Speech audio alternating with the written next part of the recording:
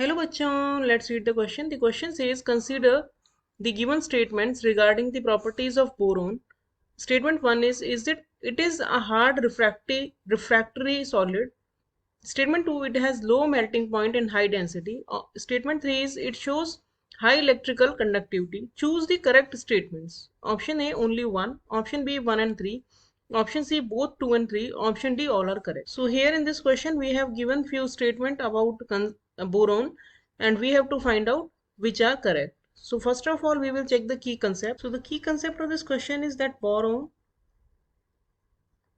has very small atomic size, and due to its small atomic size it has very strong covalent bonds, और strong covalent bonds होने की वजह से इसका melting point बहुत high होता है. अप्रोक्सीमेट जो मेल्टिंग पॉइंट होता है बोरोन का वो होता है 2352 केल्विन.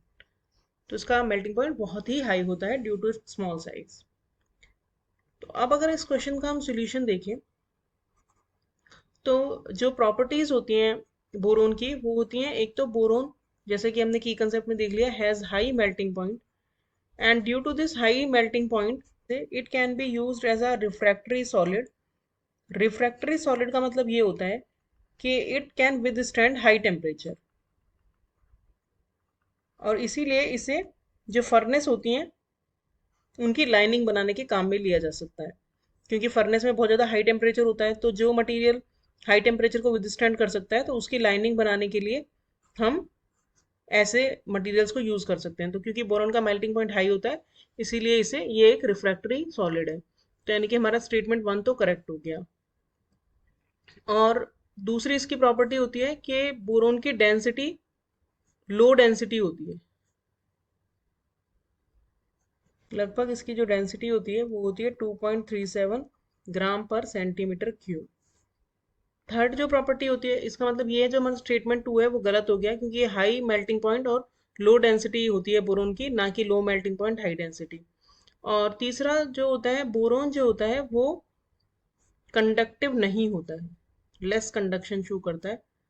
इसका रीज़न ये होता है क्योंकि बोरोन का साइज बहुत स्मॉल होता है, तो जो इलेक्ट्रॉन्स होते हैं उनका मूवमेंट बहुत ही डिफिकल्ट होता है. जैसे जब इलेक्ट्रॉन्स दूर होते हैं तो उनका इजीली वो न्यूक्लियस के जो चार्ज है उससे दूर जा सकते हैं और दे कैन मूव. बट क्योंकि बोरॉन बहुत ही छोटे साइज का होता है इसलिए उसमें मूवमेंट पॉसिबल नहीं होता है, इसलिए लो इलेक्ट्रिकल कंडक्टिविटी शो करता है. यानी कि स्टेटमेंट 3 भी हमारा रॉन्ग हो गया. तो हमारा करेक्ट स्टेटमेंट हो गया ओनली 1. सो करेक्ट ऑप्शन हो गया option A. Hope you understood the solution well. Thank you.